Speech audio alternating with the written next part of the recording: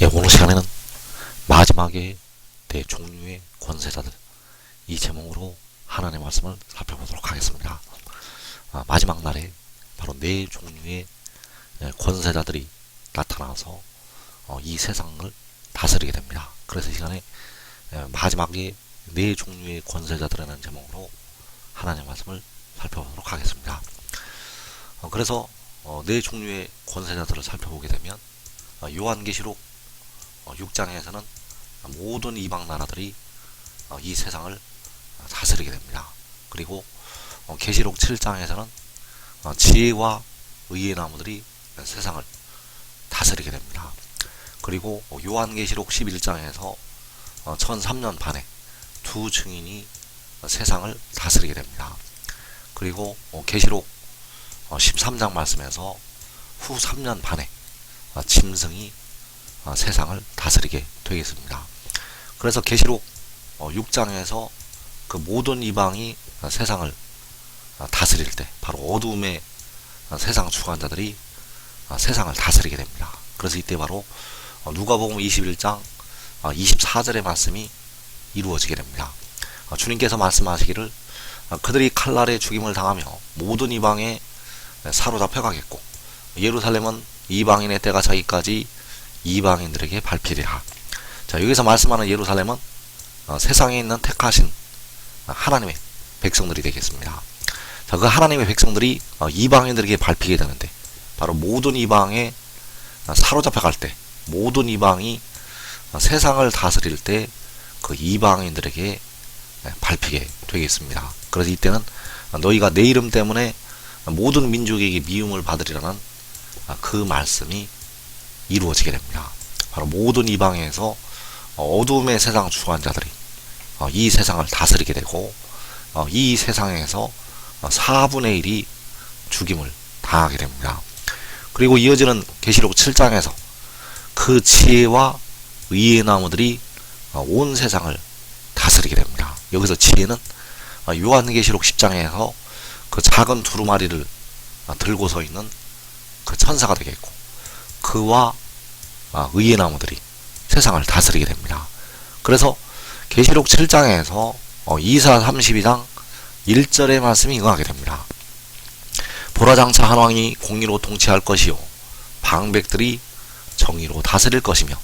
자, 여기서 한 왕이 그 작은 두루마리를 들고 서 있는 그 힘센 천사가 되겠고 그가 공의로 통치하게 되고 방백들이 바로 의의 나무들이 정의로 다스리게 됩니다. 그래서 여기서 방백들은 이사 60장에서 작은 자가 천을 이루고 약한 자가 강국을 이룰 것이라는 그 작은 자, 약한 자들이 되겠고 그 의의 나무들이 정의로 세상을 다스리게 됩니다.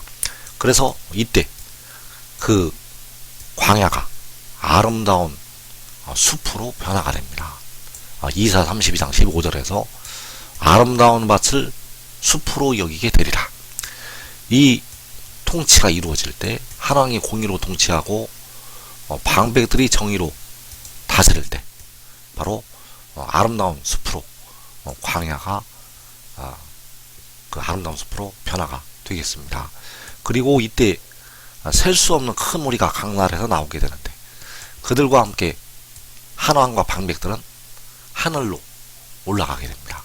그들이 하늘로 올라가게 되면 전 4년 만에 시작이 되고 전 3년 반에 두 증인이 권세를 가지고 세상을 다스리게 됩니다. 그래서 계시록 11장에서 내가 나의 두 증인에게 권세를 주리니 그들이 굵은 베옷을 입고 1260일을 예언하리라. 자, 두 증인에게 권세를 주게 되는데 그 두 증인에게 바로 그 바다와 땅을 밟고 서 있는 그 한 왕이 두 증인에게 권세를 주게 됩니다. 그래서 이들이 전 3년 반에 예언을 하게 되고 일을 하게 됩니다. 그래서 이 숲으로 만들어지는 시기는 요한계시록 7장부터 전 3년 반까지 그 광야가 숲으로 있게 됩니다. 그리고 전 4년 만에 끝나는 날에 짐승이 올라오게 되는데 그 짐승이 후 3년 반을 다스리는 권세를 받게 됩니다. 그래서 계시록 13장에서 짐승이 과장되고 신성모독을 말하는 입을 받고 또 42달 동안 일할 권세를 받으니라. 자, 여기에서 42달이 후 3년 반이 되겠고, 후 3년 만에 짐승의 권세를 받아서 하나님의 백성들을 박해하게 됩니다. 그래서 전 3년 반에는 아직 권세를 받지 못했기 때문에 두 증인을 짐승이 해하지를 못하고 두 증인이 온 세상에 하나님의 일을 행하게 됩니다. 그래서 이 짐승이 이제 권세를 받게 되면 그 광야로 올라와서 그 아름다운 숲을 파괴를 시키게 됩니다. 그래서 이사 32장 19절에서 그 숲은 우박에 상하고 성읍은 파괴되리라.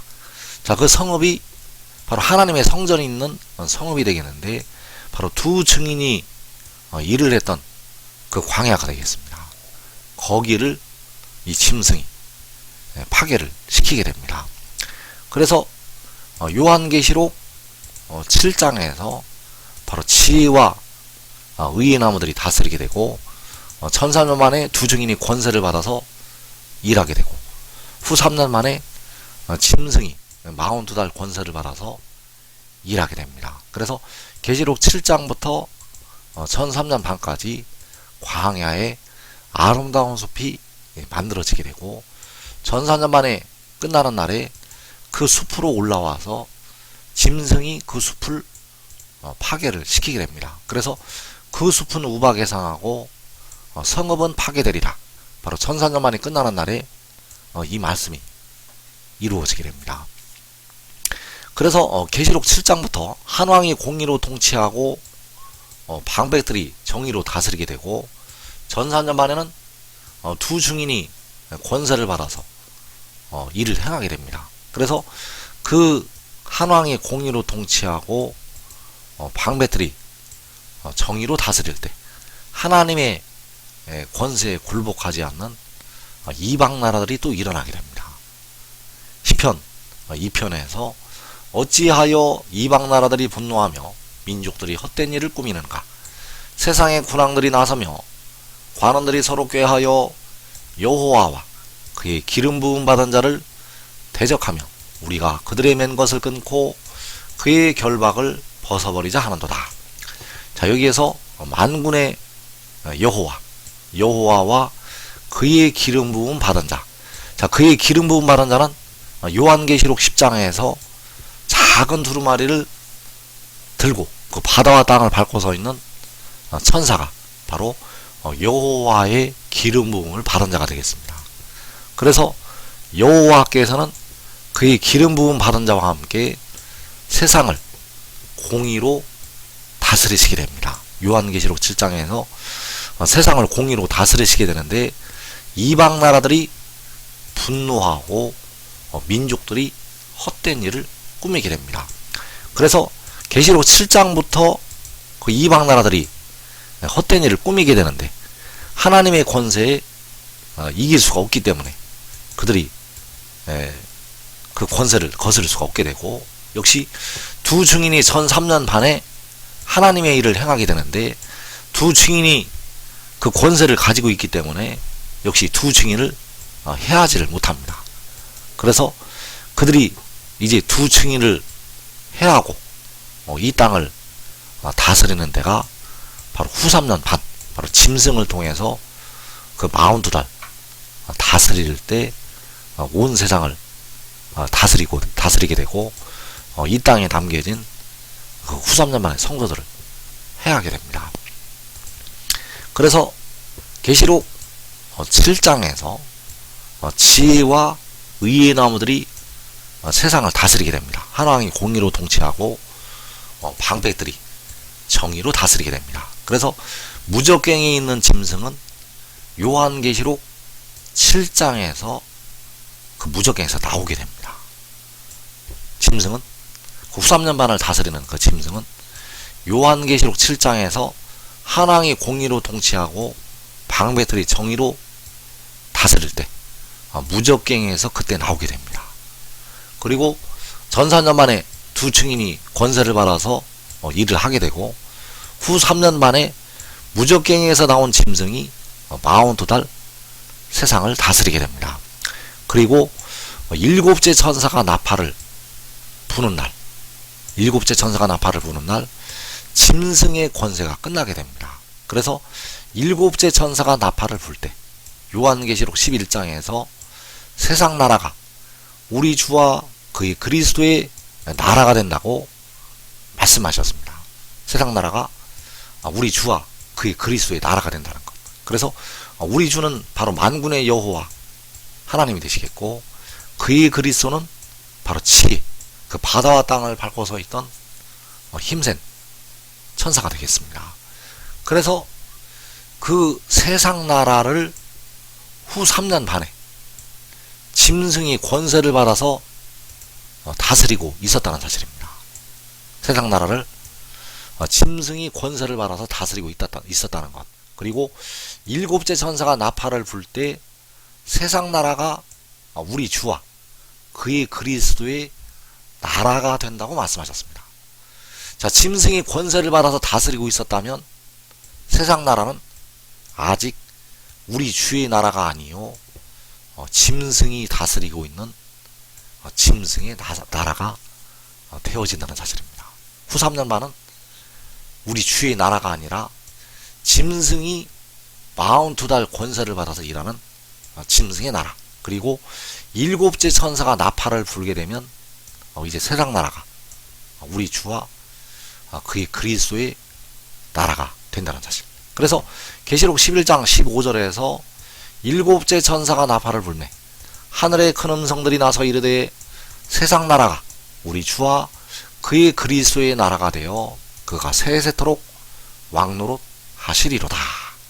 자, 일곱째 천사가 나팔을 불어야만 세상 나라가 우리 주와 그의 그리스도의 나라가 된다고 말씀하셨습니다. 왜냐하면 후 3년 만에 이 세상을 짐승이 다스리고 있었기 때문입니다. 후 3년 만을 짐승이 다스리고 있었다는 것. 그래서 세상 나라는 아직 주의 나라가 되지 못하였고, 일곱째 천사가 나팔을 불어서 세상 나라가 우리 주의 나라가 된다고 말씀을 하고 있다는 사실입니다. 그래서 계시록 7장부터 이방 나라들이 분노하고 민족들이 헛된 일을 꾸미게 됩니다. 계시록 7장부터 한왕이 공의로 통치하고 방배들이 정의로 다스리게 되는데, 그때부터 이방 나라들이 그 권세에 굴복을 하지 않는 이방 나라들이 분노한다는 것. 그래서 시편 2편에서 어찌하여 이방 나라들이 분노하며 민족들이 헛된 일을 꾸미는가. 그래서 그 이방의 분노가 절정에 이를 때, 그때가 바로 후 3년 만에 그 짐승이 다스릴 때가 되겠고, 짐승이 하늘을 향해서 회방을 하고 그 하늘의 장막을 회방을 한다고 말씀을 하고 있습니다. 그래서 이때가 바로 이방 나라의 분노가 절정에 이를 때가 되겠습니다. 그리고 일곱째 천사가 나팔을 불게 되면 이제 세상 나라가 우리 주와 그의 그리스도의 나라가 된다고 말씀하셨습니다. 그래서 그때 18절 말씀에서, 계시록 11장 18절 말씀에서 이방들이 분노함에 주의 진노가 내려. 자, 이방들이 분노함에 주의 진노가 내린다고 말씀하셨습니다. 그래서 여기서 이방들은 그 짐승을 포함한 짐승을 따르는 그 나라들, 그 이방들이 분노함에 주의 진노가 내리게 됩니다. 그래서 일곱째 천사가 나팔을 불게 되면 일곱 대접의 재앙이 이 땅에 쏟아지게 됩니다. 일곱 대접의 재앙이 땅에 쏟아진다는 것. 그래서 일곱째 천사의 나팔은 후 3년 반이 끝나는 날 불리게 되고, 일곱 대접의 재앙은 후 3년 반이 끝난 뒤에 일곱째 천사가 나팔을 분 뒤에 일곱 대접의 재앙이 이 땅에 쏟아지게 됩니다.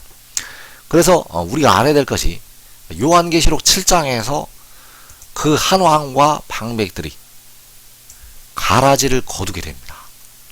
여기서 가라지는 계시록 6장에서 하나님의 백성들을 죽였던 땅에 거하는 자들이 되겠습니다. 그 가라지를 거두어서 불에 사르게 됩니다. 그리고 두 증인이 전 3년 반 동안에 여러가지 재앙으로 땅을 치게 됩니다. 하나님의 나라를 받아들이지 않는, 바로 하늘의 일을 믿지 않는 세상을 여러가지 재앙으로 치게 됩니다. 그리고 전 4년 만이 끝나고 짐승이 후 3년 반을 다스리게 되고, 일곱째 천사의 나팔이 불게 되면 짐승의 권세가 끝나게 됩니다. 일곱째 천사의 나팔이 불리면 그 짐승의 권세가 끝나게 된다는 것. 그래서 계시록 6장에서 나타나는 이방 나라들과 계시록 7장부터 이방 나라들이 분노한다고 하는 그 이방 나라들은 성격이 다릅니다. 계시록 6장에서 모든 이방과 계시록 7장부터 이제 나타나게 되는 이방 나라들은 성격이 다르다는 사실입니다. 그래서 계시록 6장에서 그들이 칼날에 죽임을 당하며 모든 이방에 사로잡혀 가겠고, 예루살렘은 이방인의 때가 차기까지 이방인들에게 밟히리라. 자, 여기에서 모든 이방, 여기서 모든 이방은 예수를 믿지 않는 모든 민족이 되겠고, 그 모든 이방이 세상을 다스리게 되고, 그 모든 이방에 의해서 이 땅의 4분의 1이 죽임을 당하게 됩니다. 그리고 여섯째 인에서, 계시록 6장 여섯째 인에서 주님께서 공중에 강림하시게 되고, 계시록 7장에서 환왕이 공의로 통치하고 방백들이 정의로 다스리게 됩니다. 이때에 또 이방 나라들이 분노하게 됩니다. 그래서 이때부터는 그 한왕의 통치를 받아들이지 않는, 바로 만군의 여호와께서 다스리시게 되는데, 그 다스림에 복종을 하지 않는 이방 나라들이 또 일어나게 됩니다. 그래서 어찌하여 이방 나라들이 분노하며 민족들이 헛된 일을 꾸미는가? 이 일은 요한계시록 7장부터 일어나게 되고, 그리고 후 3년 반에 가서 이 짐승에 의해서 절정을 이루게 됩니다. 그래서 세상의 군왕들이 나서며 관원들이 서로 꾀하여 여호와와 그의 기름 부음 받은 자를 대적하며 우리가 그들의 맨 것을 끊고 그의 결박을 벗어버리자 하는도다. 자, 여기서 이제 세상의 군왕들이, 관원들이 이제 열왕이 일어나게 될 그 열불 가진 짐승의 나라가 되겠고, 그 나라들이 서로 꾀해서 여호와와 그의 기름 부음 받은 자를 대적을 하자고 합니다. 그러나 계시록 7장에서 여호와께서 지혜를 통해서 천하 만국을 통치하시기 때문에 그 권세를 거스릴 수가 없게 되고, 전 4년 반에는 두 증인에게 권세를 주심으로 그들을 해하지를 못하게 됩니다. 이제 후 3년 만에 그 짐승이 42달 일할 권세를 받을 때, 그때서야 이제 그 두 증인을 해하게 되고, 이 땅에 남겨진 주의 성도들을 해하게 됩니다. 그래서 여기서 여호와께서 세상을 다스리게 되는데, 바로 그의 기름 부음 받은 자를 통해서 세상을 다스리게 됩니다. 요한계시록 7장에서 여호와께서는 세상을 그 권능으로 통치하시게 됩니다. 그래서 우리가 알아야 될 것이, 계시록 6장에서 하나님의 백성들이 모든 이방에 사로잡혀 가게 되는데, 이 모든 이방에 짐승의 나라가 들어있지 않다는 사실입니다. 계시록 6장에서 아직 짐승의 나라는 세상에 나오지 않았습니다. 계시록 6장에서 모든 이방에 사로잡혀 가게 되고, 이방인의 때가 차기까지 이방인들에게 밟히게 되는데, 이때에 짐승의 나라는 나오지 않았다는 것. 짐승의 나라는 요한계시록 7장부터 일어나게 됩니다. 짐승의 나라는 요한계시록 7장부터. 그래서 시편 2편 11절에서 여호와를 경외함으로 섬기고 떨며 즐거워할지어다. 그의 아들에게 입맞추라. 그렇지 아니하면 진노하심으로 너희가 길에서 망하리니 그의 진노가 급하심이라. 여호와께 피하는 모든 사람은 다 복이 있도다. 자, 여호와를 경외함으로 섬기고 떨며 즐거워하라고 말씀하셨습니다. 그래서 백성들이 여호와를 경외하는 길은 그의 아들에게 순종하는 것이 되겠습니다. 백성들이 여호와를 경외하는 도는 그의 아들에게 순종하는 것. 그래서 로마서 6장 16절에서 너희 자신을 종으로 내주어 누구에게 순종하든지 그 순종함을 받는 자의 종이 되는 줄을 너희가 알지 못하느냐. 혹은 죄의 종으로 사망에 이르고 혹은 순종의 종으로 의에 이르느니라.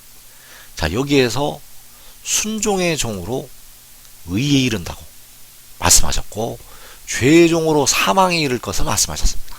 그래서 죄의 종은 그 아들에게 순종하지 않는 사람들, 그 순종하지 않는 사람들이 바로 죄의 종이 되겠고, 순종의 종은 그의 아들을 믿어서 여호와를 경외하는 사람들이 순종의 종이 되겠습니다. 순종의 종은 그의 아들을 믿고 따르는 것.